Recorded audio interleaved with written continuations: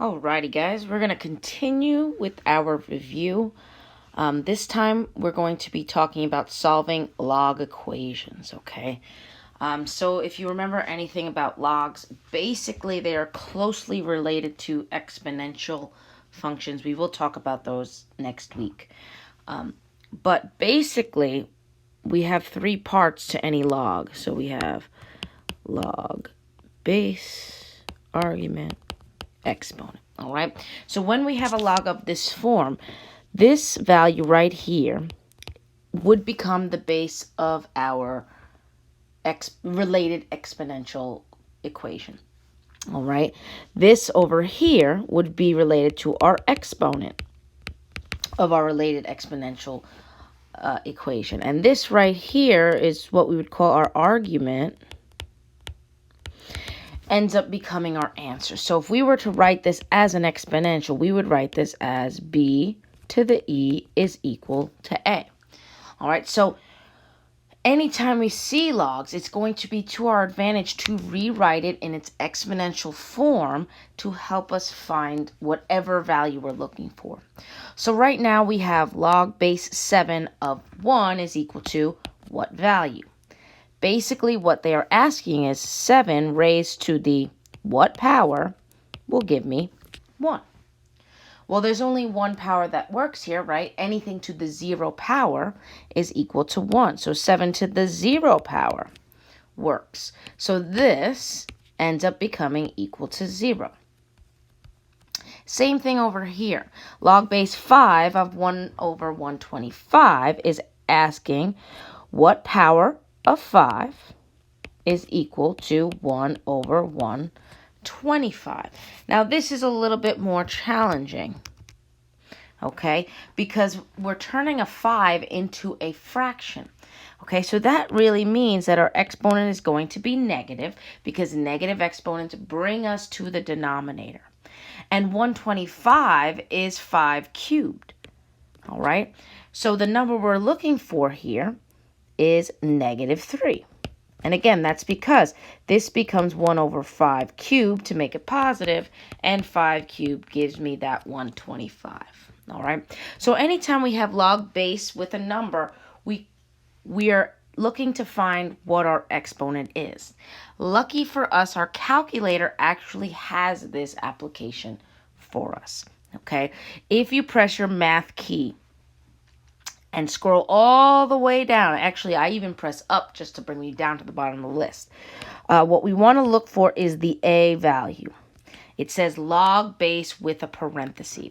So you want to press enter to bring that up on your screen, and you should get a picture that looks like this. Log with an empty box with a number on the inside. So if you wanted to evaluate, you just fill it in with the correct numbers. So if I type in math, get the log base, 7, 1. My calculator will give me a 0 on the next line. And if I type in log base 5 of 1 over 125 on my calculator, 1 over 125, I get negative 3. Okay, so anytime we just have straight log, we can use our calculator to evaluate. But now the question is, what happens when my variable is no longer just finding what the value is? What happens when it's inside the argument? What happens when it's in the base? So that's what we're going to talk about for the rest of this video. So if we scroll up, we have log base 2 of 5x plus 7 is equal to 5, okay? We want to get this x isolated by itself, okay? So the only way really to do this question is to rewrite it as an exponential. So we take our base of 2, raise it to the 5th power, and that is going to be equal to whatever is inside this parenthesis. All right, so now we have just a regular equation where 2 to the 5th is really just equal to 32. Okay, so from here, it's just a simple two-step equation where we subtract 7 and divide by 5. Okay, and we get our answer as such. Now let's take a look at the second equation, okay? The second equation says log, and now think of this as a parentheses around the 2x equal to 1.5. So what is being asked here? What do we do? Well, we want to rewrite this as an exponential. But what is my base? Well, hopefully you remember, anytime there is no base written, it's assumed to be base 10. Okay? This is called our common log. Okay? And it's only when there is no base. So this is the same as this equation right there. Okay? So now that we have our base, we can actually write 10 to the 1.5 power is equal to 2x. So now, when you type in 10 to the 1.5 power, you get a really ugly decimal that cannot be turned into a fraction. So we're actually going to leave it in this format because a lot of the time when you see equations like this, they're going to ask you for exact value. Okay, and exact value means that we do not have any irrational decimals happening. Okay, so anytime we have something that gives me an ugly decimal and the directions say exact value, we leave it in this format. It does not mean we stop there. We know we still have to divide by 2 on both sides. It just means that I'm not going to reduce this side by typing it into my calculator. Okay, so that would be the exact value. Now this, of course, you know, has a decimal equivalent of 15.811 ... Okay, and if you were to check this in your calculator by using that y equals trick, right, you would see this decimal equivalent there. All right, so now we have one other type of log to talk about, and that's ln. Hopefully you remember ln is called our natural log.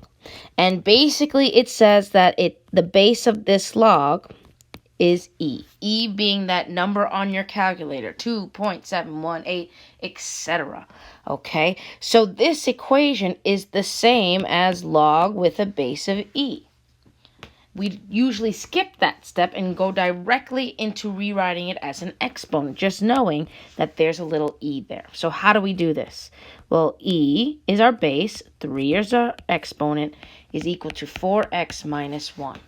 Now, when you type in e to the third power, you get another one of those ugly decimals. So typically anything with ln, we are going to leave an exact value. Okay, so the way that you type this in on Delta Math is going to be important. You want to make sure what's supposed to be in the numerator is in the numerator, what's supposed to be in the denominator is in the denominator.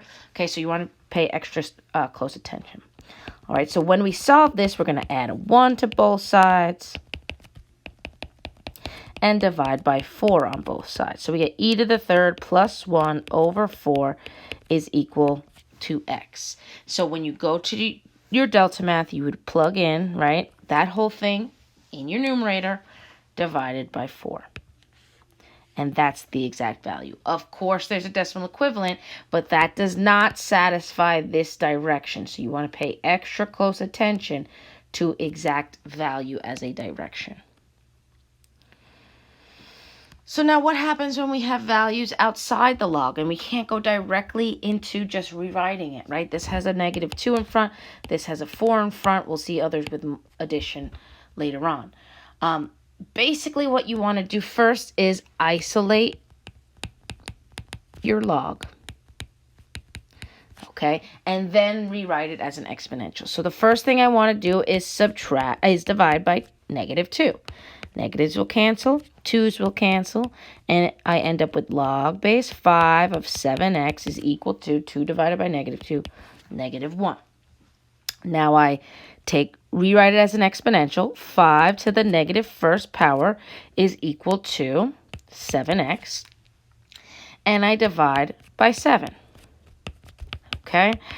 Just to work through exponents with you, we know that a -1 brings that down to the denominator, so this becomes 1 over 35.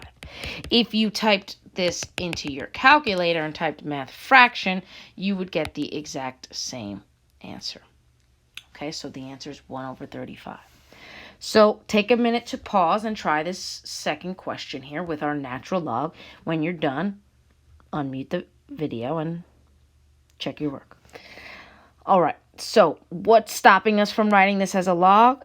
The 4 that is being multiplied. So I'm going to divide by 4 on both sides. Okay, so I end up with ln of 2x plus 3 is equal to 11 over 4. All right, now this is a natural log, which means there's a little base e here. So to rewrite in exponential format, we get e to the 11 over 4 is equal to 2x plus 3. E is an irrational number, so we want to make sure we express our answer in our exact value. Okay, so we're going to leave it like that. We're not even going to do any calculations. All that's left is to solve for x. So subtract 3 from both sides, e to the 11 over 4 minus 3, and divide by 2 on both sides.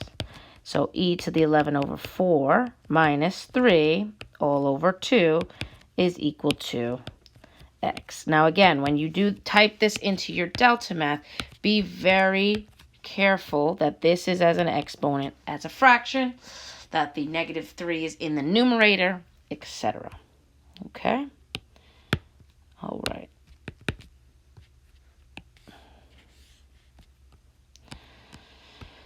All right, so now we have a minus 10. What do we think we're going to do with this? Well, we're still isolating our log. So we want to add 10 to both sides. Log base 3 of n plus 3 is equal to 0. All right, now we want to rewrite as an exponential. Okay, now 3 to the 0 actually simplifies to 1. So all that's left is subtracting 3. So we get n is equal to negative 2. All right. So the last type of question we're going to look at is this right here. What happens when the base is a variable? Well, we're going to do the same exact thing we were doing before, except now, once we write it as an exponential, we have to solve for our base. So take a look. How do we write this first one as an exponential?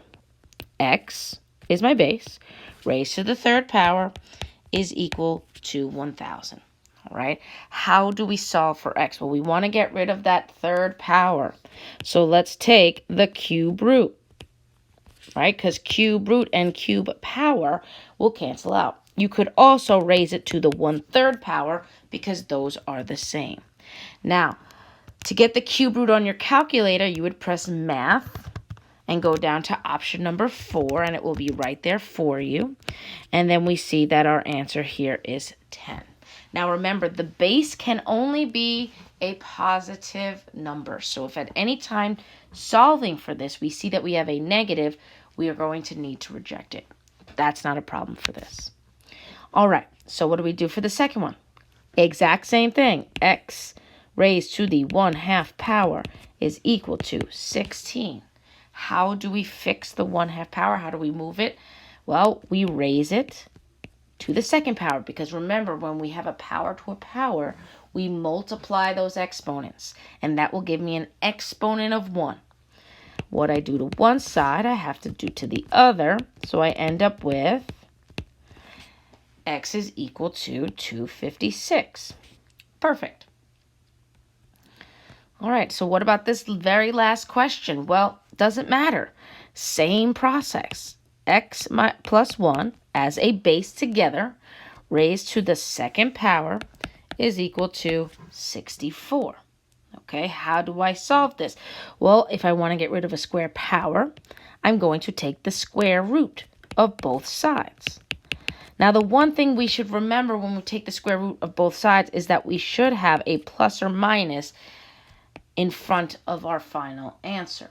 Okay, so we'll talk about how that changes this. So we move the 1 over, we get minus 1 plus or minus 8.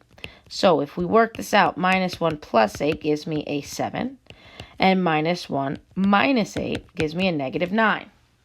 The base cannot be negative. So we're going to stay with x is equal to 7. Okay.